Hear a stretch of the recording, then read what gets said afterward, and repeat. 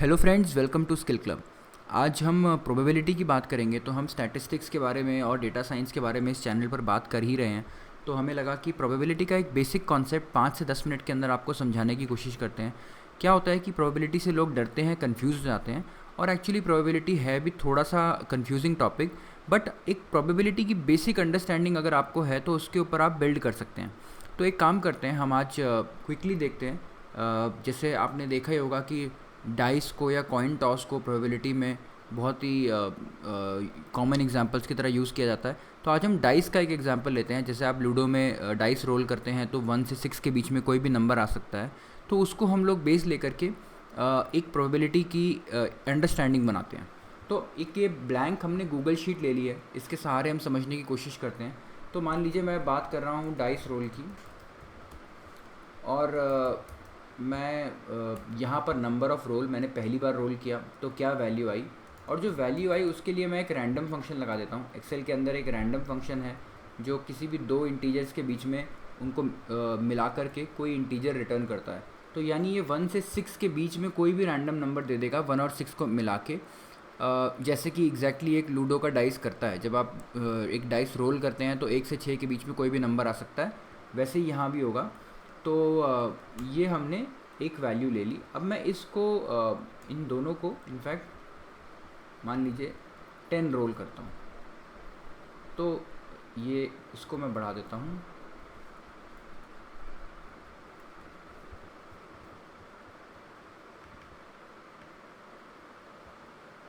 तो मतलब मैंने अगर डाइस के 10 रोल किए तो क्या नंबर आने की प्रोबेबिलिटी क्या है। तो प्रोबेबिलिटी की बेसिक डेफिनेशन है, उससे स्टार्ट करते हैं। So value count total events probability, और यहाँ पर हम एक चलिए उसको बाद में कर लेते हैं। हम पहले 1 2 3 4 5 6 हम एक काम करते हैं, हम ये देखते हैं कि ये डाइस में ये 6 नंबर ही आ सकते हैं, यानी कि 1 2 3 4 5 6 इनके बीच में कोई नंबर आएगा। तो हम इन 6 नंबर्स का टोटल काउंट कितना है उसको निकालते हैं। हमने जब 10 बार डाइस रोल किया, इसको मैं फ्रीज कर लेता हूँ। इनफैक्ट इसको मैं यहाँ से पिक करता हूँ क्राइटेरिया को। तो जब हमने 10 बार रोल किया तो 1 कितनी बार आया। ये एक्चुअली नंबर डायनेमिकली चेंज हो रहे हैं, बिकॉज हर बार जब मैं फॉर्मूला पेस्ट कर रहा हूँ तो ये नंबर्स भी चेंज हो रहे हैं, क्योंकि ये रैंडम फंक्शन रिफ़्रेश करता रहता है अपने आप को। और टोटल इवेंट्स मेरे कितने थे, 10, यानी मैं इसको काउंट कर लेता हूँ।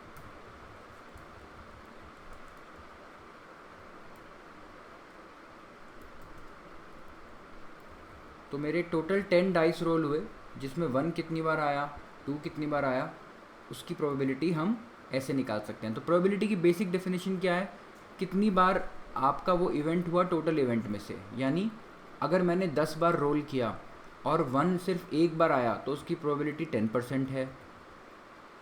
इसको मैं परसेंटेज में लिखता हूँ। एक काम करते हैं, इसको डेसिमल प्लेस ज़रूर लेते हैं, ठीक है। तो आप ये देख सकते हैं, अभी ऐसा लग रहा है देख करके कि 1 आने की प्रोबेबिलिटी 30% है, 2 आने की प्रोबेबिलिटी 20% है, 3 आने की प्रोबेबिलिटी 10% है, और ऐसा। और ये कैसे निकाला हमने, कितनी बार 3 आया और कितनी बार हमने डाइस रोल किया उसको डिवाइड करके, कि यानी 10 बार रोल करने में अगर एक बार आता है तो 100 बार रोल करने में 10 बार आएगा, यानी परसेंटेज इसकी प्रोबेबिलिटी 10% है। जो 5 है, नंबर 5 है, वो 10 बार रोल करने में 2 बार आता है, यानी 20%। 100 बार रोल करने में 20 बार आएगा। तो इसी से स्टार्ट करते हैं, और इसमें एक काम करते हैं हम लोग, ये नंबर्स फिर से रिफ़्रेश हो जाएंगे, तो मैं इनको कॉपी कर लेता हूँ।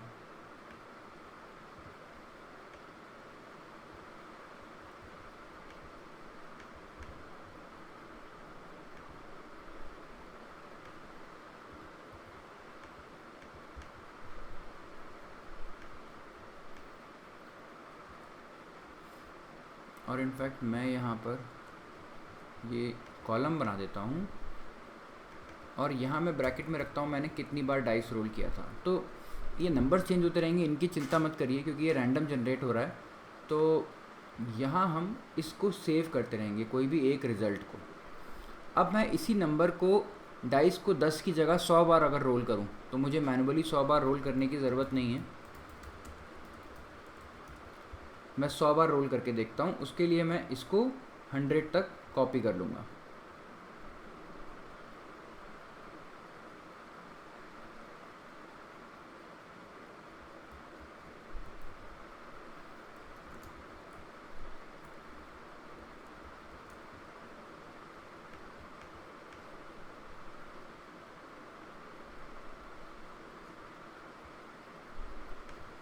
तो ये मैंने 100 तक कॉपी कर लिया है, और 100 तक कॉपी करने के बाद हमारा ये फॉर्मूला हमें चेंज करना पड़ेगा, क्योंकि ये फॉर्मूला सिर्फ 12 तक ही लगा है।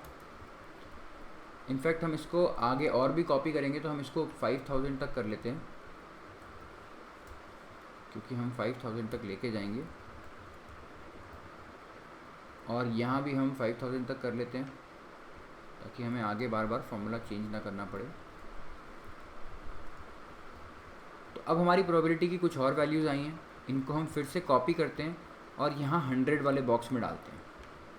तो अभी तक हमने जो किया है वो आप समझ गए हैं कि हमने अभी तक ज़्यादा डिफरेंट कुछ नहीं किया है। हम काउंट कर रहे हैं कि हमने अगर 10 बार रोल किया तो डाइस में कितनी बार 1 आया, और डिवाइड करके प्रोबेबिलिटी हमने निकाल ली। फिर हमने 100 बार रोल किया तो कितनी बार 1 आया, कितनी बार 100 में से डिवाइड करके हमने प्रोबेबिलिटी निकाल ली। तो 100 में से 16 बार 1 आया तो 16% हो गया, 13 बार 2 आया तो 13% हो गया। ये नंबर्स रिफ़्रेश होते रहेंगे जब भी मैं कोई फॉर्मूला कुछ भी कहीं भी पेश करूँगा, जैसे मैं यहाँ भी करूँगा तो ये रिफ़्रेश हो जाएंगे। तो इन नंबर्स की आप चिंता मत करिए, कोई भी एक जो नंबर आया वो हमने ले लिया, जस्ट देखने के लिए कि क्या हो रहा है। अब हम इसी को 1000 तक कॉपी करने की कोशिश करते हैं। काम करते हैं, इसको एक ही बार में कॉपी करने के लिए ऐसे लिख देते हैं, और इसको ऐसे लिख देते हैं। अब हम इसको कॉपी करते हैं, चलिए हम इसको ले जाते हैं 1000 तक।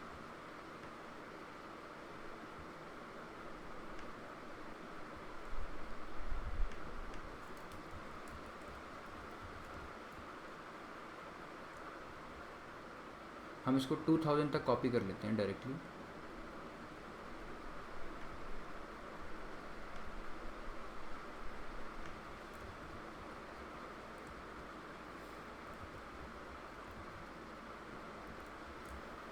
और जब मैं 2000 तक कॉपी कर लेता हूँ तो मैं अपनी प्रोबेबिलिटी फिर से देखता हूँ।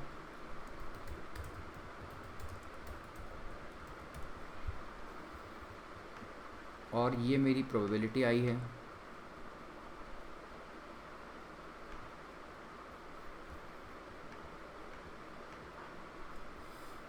और लास्टली अब हम क्या करते हैं, इसी को हम 5000 तक कॉपी कर लेते हैं।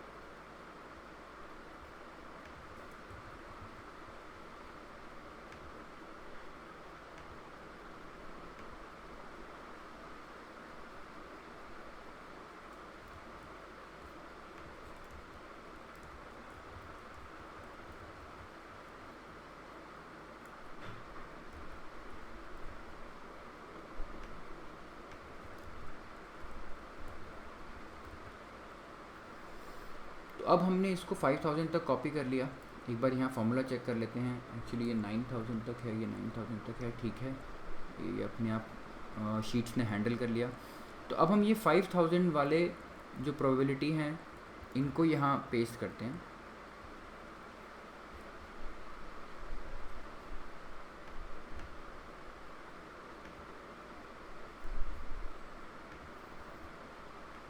और यहाँ हम लिखते हैं प्रोबेबिलिटी 5000।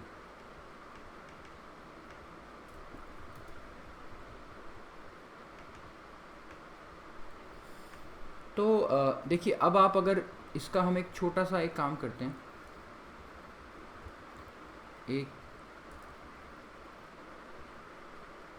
एक्चुअली ये काउंट को हम हटा देते हैं और इसको यहाँ लाते हैं, और अब हम एक चार्ट इंसर्ट करने की कोशिश करते हैं समझने के लिए कि ये क्या हो रहा है।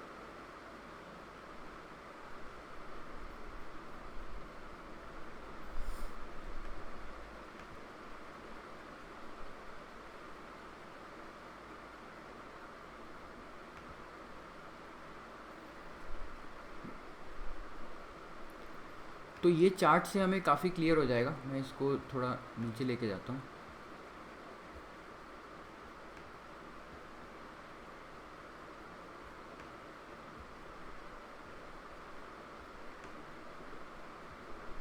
हाँ जी, तो ये चार्ट पर फोकस करते हैं कि जब हमने एक्सपेरिमेंट स्टार्ट किया तो हमने देखा कि प्रोबेबिलिटी 10 डाइस रोल में ये डिफरेंट सीरीज़ है। देखिए, ब्लू वाला 1 है, रेड वाला 2 है, 3 ग्रीन, ये ऑरेंज है, 4 ग्रीन है, 5 भी, सॉरी 3 येलो है, 4 ग्रीन है और 5 ऑरेंज है। तो हमने जब देखा कि जब हमने रोल करना शुरू किया डाइस, तो 3, 4 और 6 इनकी प्रोबेबिलिटी 10% थी, 2 और 5 की प्रोबेबिलिटी 20% थी और 3 की प्रोबेबिलिटी ऑलमोस्ट 30% थी। ये हमने कैसे निकाला? ये हमने ऐसे निकाला कि 10 बार अगर रोल किया डाइस तो कितने 1 आए, कितने 2 आए, कितने 3 आए। इसको काउंट करके हमें लगा कि शायद 1 आने की प्रोबेबिलिटी बहुत ज़्यादा है। बट जैसे जैसे हम एक्सपेरिमेंट बढ़ाते गए, जैसे हम और डाइस रोल करते गए, वो प्रोबेबिलिटी एक जगह इकट्ठी हो रही है। वो प्रोबेबिलिटी कहाँ इकट्ठी हो रही हैं? 16-17% के आसपास। क्यों? क्योंकि देखिए क्या होता है, जब एक्सपेरिमेंट 10 ही बार हुआ है तो रैंडमनेस ज़्यादा है, क्योंकि 10 में क्या चीज़ें आई हैं वो अनफेयरली डिस्ट्रीब्यूट हो सकता है 3 ज़्यादा आ गए, हो सकता है 2 ज़्यादा कम आ गए। पर जैसे जैसे एक्सपेरिमेंट बहुत नंबर ऑफ़ टाइम्स होता जाता है, उसका वॉल्यूम बढ़ता जाता है, तो प्रोबेबिलिटी स्टेबल होती जाती है। क्यों? क्योंकि जो डिफरेंसेस थे वो इवन आउट हो जाते हैं बहुत सारी जगह। तो ये एक बहुत बेसिक कॉन्सेप्ट है जो आपने सबने हमने इनफाइनाइट प्रोबेबिलिटी का सुना होगा। अगर मैं आपसे कहता हूँ कि मैं 5 बार कॉइन अगर टॉस करूँगा तो कितनी बार हेड जाएगा? हो सकता है 5 बार हेड्स आ जाए। बट आपको ये पता है कि लॉन्ग टर्म में अगर आप 10,000 बार, 1,00,000 बार कॉइन टॉस करेंगे तो हेड्स और टेल का डिवीजन 50-50% रहेगा, अगर वो अनबायस्ड कॉइन है तो। वैसे ही अगर मैं random number, truly random generate कर रहा हूँ, तो इसका मतलब वो नंबर्स किस फ्रीक्वेंसी पे जनरेट हो रहे हैं, कितनी बार 1, कितने परसेंटेज में 1 जनरेट होता है, वो सब इक्वल हो जाएंगे। और 6 नंबर्स को अगर मुझे इक्वली बांटना है तो 100 में, तो वो कितना होता है? 100/6 यानी 16.6। और ये अराउंड उसी नंबर के ये प्रोबेबिलिटी धीरे धीरे कन्वर्ज कर रही है, अराउंड 16.6। कुछ अभी थोड़ा सा नीचे है, कुछ थोड़ा सा ऊपर है, बट यही नंबर है जो अगर एक्चुअली फेयरली आपको रैंडम नंबर्स को 6 नंबर्स को बांटना है 100 में, तो 16%, 16.67% हर नंबर होगा और उसको आप 6 में ऐड करेंगे तो टोटल प्रोबेबिलिटी 1 हो जाएगी। तो ये हमने एक एक्सपेरिमेंट के थ्रू देखा कि कैसे अगर हम बढ़ाते जाते हैं एक्सपेरिमेंट्स तो प्रोबेबिलिटी कन्वर्ज करती है। सेम चीज़ हमारा कॉइन टॉस के साथ भी आएगा। अब इसी के ऊपर हम आने वाले टॉपिक्स पे बिल्ड करेंगे कि हमें अगर कंडीशनल प्रोबेबिलिटी निकालनी है, हमें अगर जॉइंट प्रोबेबिलिटी निकालनी है, तो हम ऐसे एक्सेल के एग्जांपल से सिंपली कैसे ऑब्जर्व करके निकाल सकते हैं और कैसे उनको समझ सकते हैं। आज के वीडियो में इतना ही। Thank you.